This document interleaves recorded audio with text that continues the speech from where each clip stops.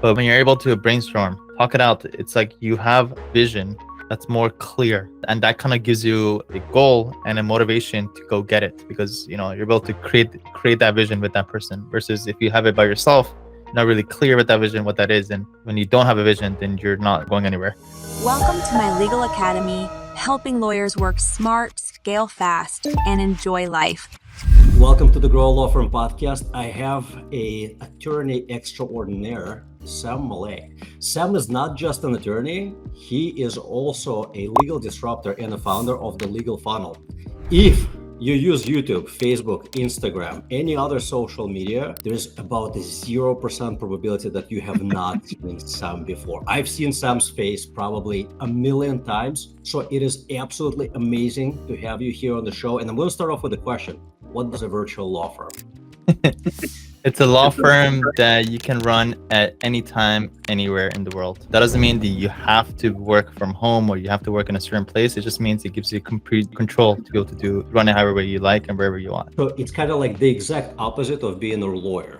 You could still obviously be a lawyer, but ultimately what it leads you to do is to run the law firm how you want it, and also pick and choose the role that you want to be in the law firm. So some people like working with clients. If that's the case, okay, fine, you could do that. Some people like doing the legal work, then you could do that. Some people like the business development side and the client generation side. But kind of seeing it as kind of like a more of a macro kind of point of view, and then kind of setting it up so that you could focus on the stuff that you're good at and enjoy doing. Mm-hmm. I should have clarified. It's not exact opposite of being a lawyer. It's exact opposite of being a normal lawyer. Exactly. The normal lawyers complain about 1 out of 3 or all 3 problems. I'm overworked, I'm overstressed, and I do not make enough money for all the experience and all the hours and all the stress that I put into my work. And it kind of kills me that people think like it has to be that way, or this is what it is. It's like kind of like, this is what I have to do. I'm like, nothing has to be anyway. Something that's come up in our program is you could create your own rules of your own life. Let's just say some people don't like meetings or don't want to answer emails. Who says you have to have meetings? Who says you have to answer emails? You kind of question how things are, and then from that we'll try to like work towards where we want to be. Mm-hmm. You have so many students and you have had them over the years. What do you think is the main root cause of the problem for most lawyers? It's lack of control and lack of accountability. Ultimately, it just comes down to the person themselves and their mentality. I know it's very obviously cliche, but it really comes down to the person themselves. Something that I found is that when people are doing their own trajectory and their own plans and their own business, and there's no one else outside of them that could advise them, give them guidance, mentor them, it's kind of like you get lost in the road of life, and and you just see the world as it is what it is. When someone else comes and gives you a new light, fresh ideas, comes and says, no, it doesn't have to be this way. It could also be this way. Oh, you don't like this? You could also want to do, let's try this. Someone outside of you kind of give you that guidance that really opens up your vision of what's possible, and then eventually get you to where you want to be. Do you find that most lawyers are resistant to the idea of having somebody else advise them, although that's what they practically do all day long? Yeah, totally. And it's, I guess, because we're so analytical and we're also perfectionists. So we kind of see the world as this is what it is. As you shared, nobody likes being told what to do. I actually found myself in this kind of little scenario actually a couple of days ago at my father-in-law. It's actually my first time sharing about this, but I think it's an important lesson. On Friday nights, we read a lot of different blessings. And one of the blessings, I was raised to kind of read it fast. And because I read it fast, my mind kind of works faster than I could speak. So basically, as I'm reading it, I make mistakes. So as a good father-in-law, after dinner, he's like, hey, you could slow it down and maybe take it word by word. My first reaction, as soon as I heard it, I'm like, who are you to tell me this? No, you don't know my childhood. You probably don't know that I could think faster than I could speak. You can't tell me this. And my first instinct was to kind of like walk away. But I knew at the same time that he's more mature than me. He's more experienced. He's probably sharing this for my own good. And I sat there and I took it. Didn't feel good. It probably took like 15, 20 minutes to kind of let it settle in.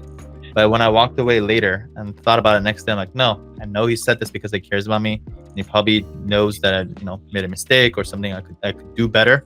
So even though initially it doesn't feel good, but someone who can let go of their ego, put their ego aside, and be willing to learn and listen to people, no matter what level they're at, how old they are, what they look like, how they speak, how they sound. You could always learn something from everybody as long as you first listen without questioning what they're saying. First listen, then question their ideas. And the funny thing is, I had this kind of epiphany since a couple days ago it happened. And today, I studied Gemara, which is a holy book that was written 2,000 years ago. This exact idea came about. That basically the idea was listen first, listen, then discuss. Don't discuss, then listen. Listen, then discuss. So yeah, totally. It requires that taking away your ego and putting that ego aside to be able to kind of grow. Interesting. So as the saying goes, God gave us 2 ears and 1 mouth, and we should be using them in that proportion. But I think that most people who are experts by training have a really hard time with that concept, right? And most lawyers they're just that. They're specialists in law, and thus they're experts. And thus experts should be dispensing information rather than taking it in. And that is why it is hard to listen. Listen, when I was a really young guy, I started my first business, I was 22 years old. I'm more than double the age now. And I remember at the ripe age of 23, I thought that as the president of my company with fewer than 5 people, I'm supposed to know everything about running the business. So when my employees came to me, I was supposed to have the answers. I had almost none. But the feeling was like, if I am the president, I should know everything. So I assume that for most attorneys, and I probably speak to my guesstimate, 120 to 150 attorneys, like one-on-one conversations every year, there is some of that. There's humility, but there's also like, I should know these things, but I don't. I've been operating my own law firm 8, 10, 12, 15, 20, sometimes 30 years. Sometimes I hear devastating stories like, I wish we met 30 years ago, but now it's too late for me. Now I'm in my late 60s, early 70s. It's too late to do all the things that I should have been doing for all these decades. So if you are listening to this or watching this and you do not have a business advisor, a coach, a trainer, you are poorer for it. You're actually costing yourself a lot of money every year, let alone if you think about time spent like a decade, you could be shortchanging yourselves by millions. Once I learned that, I've always had at least one advisor, at least every other week, as a rule. Otherwise, I knew that I was just costing myself too much. Hey, hope you're enjoying the video so far. If you're a lawyer and you're looking to work smart, scale fast, and enjoy life, right below this video, you'll find a link to book a call to speak to my team so we can tell you how we've been able to help over 500 law firm owners scale their law firm. Now back to the video. Totally, and it's not just leaving money on the table, but also there's a feeling that you have. One is kind of lonely to be able to walk the road by yourself. But when you're able to brainstorm, talk it out, it's like you have vision that's more clear. And that kind of gives you a goal and a motivation to go get it, because you're able to create that vision with that person. Versus if you have it by yourself, you're not really clear with that vision, what that is. And when you don't have a vision, then you're not going anywhere. I actually heard this quote from Oprah Winfrey today. Somebody asked her, like, what's the common denominator between successful people and non-successful people? And out of all the different things that she could say, she said, it's people that are successful have a clear vision of where they want to go. People that don't have a clear vision of where they want to go are stuck exactly where they are. And it's a perfectly well said kind of idea. That makes sense. But it's interesting, even when we do have clear visions, and I've had 4 businesses by now, and this marketing company is the only one I did not start. I actually realized that I do not know enough. I need to buy into an existing business that was doing things proficiently. And every time you're looking at high performance teams, excellent CEOs, they always have an advisory board, right? Without an advisory board, no matter how clear your vision is, the probability, and this is what you said earlier, right? There's that lack of accountability. If you're not accountable to anyone, CEO of JP Morgan Chase, like one of the largest banks, is accountable to the board. But a lot of solos and small law firm owners, not really accountable to anyone. And thus they're stuck. Sometimes like I get to talk to a managing partner from a law firm with like 28 lawyers. And I'm like, what are your average billings per lawyer? And they would like pause. $230,000. And I'm like, how are you doing? Not too well. Who is your advisory board?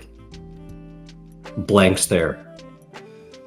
Like if you had an advisory board, they would help you fix that in a big hurry. If you had an advisor, they would help you fix that in a big hurry, because one of the people I interviewed on my podcast already twice is a fractional CFO, Ryan Kimler. He's a fractional CFO for law firms. He's like, you do not hire an associate until you're ready to build them out at 4 times what you're going to pay them, or trouble. So having an advisor is just such a key piece of the puzzle. How did you learn what you learned? There's a little bit of genetics in there. I feel like I just realized this and I was talking it out with someone. I do have some business genes in me. That's one. But over time, honestly, it was just books and YouTube. As weird, as funny as that sounds, books. I was never a reader in school. Even during law school, I remember just trying to do whatever I can to just understand what the case is about without actually reading the cases. But when I finished law school, I basically found a new passion, a new love for reading. And what's cool about books is you're able to go deep into a topic. And it's something that also that not that many people do. So if that's the case, then it's kind of like an advantage. It's something that people are not doing and you're doing it. And so you're able to stand out. So I kind of find, my leverage is books. And the second thing is, I'm sure for both of us, Sasha, if we're on it, we're also consumers of YouTube. It's crazy how much good information is out there. But I think a lot of people fall into the trap of just trying to learn and watch anything general knowledge, as I call it, which, you could, but eventually it's not sustainable. You just realize it's not leading to anything. So what I do is I'm very particular with who I watch these days. And I always try to apply it to something that I'm dealing with at that moment of my life. So I don't try to learn anything general at all. It's like, oh, I need to set up Zapier automation. So let me learn about this exactly right now.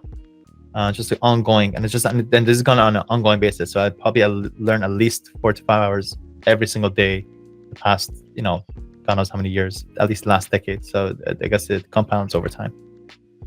How do you approach this learning other than just like being on YouTube? Is there a structure to it? How do you decide who you're going to consume? Because there is a lot of bullshit information out there, and you don't want to spend time on that. Totally. I filter through a lot. So I'm very particular. I unsubscribe and unfollow multiple people every single day. So I'm very particular about who I consume from. And then also what I do is I'm always thinking about how is it applied. So if I learn something right away, I text it out to my team, whoever's in charge. If it's some marketing, let's go, we need to implement this. It's sales, how can we implement this week? I sent it out, I delegate it out as quickly as possible. And the other thing that I do is I use Todoist to keep track of all of my ideas. So nothing that comes to me is just comes and goes. It comes and then I write it down, goes on my Todoist. And when I get to my computer, I'm thinking about, is it something that's very important that I need to do now? If so, can I delegate it out? That's the first filter. If not, when can I schedule to get this done?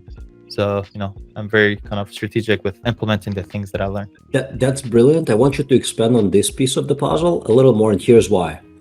I think it's a well-known fact that most of the people who go to conferences, and so many attorneys do, we go to conferences, right? We'll scribble things down, and then it goes on the shelf. Yeah. maybe 1 or 2 ideas get implemented. Here's case in point, and it's a little different. Yeah. This will blow your mind. My ex-wife is a brilliant economic consultant. She went to Booth School of Business here in Chicago, one of the top business schools in the country. Almost everyone in that school was in some sort of consulting role, and most of them had like Fortune 1000 clients. We went to an event at the school while she was there, and I talked with a lot of guys and gals who were actually practicing consultants, and they were just at the school to up their skill level and up their billable rate. And I asked them this one question: from all the consulting gigs that you have done, what is the implementation rate of what you tell your clients? Their clients are Fortune 1000 companies. The answer was the same across the board: 2%.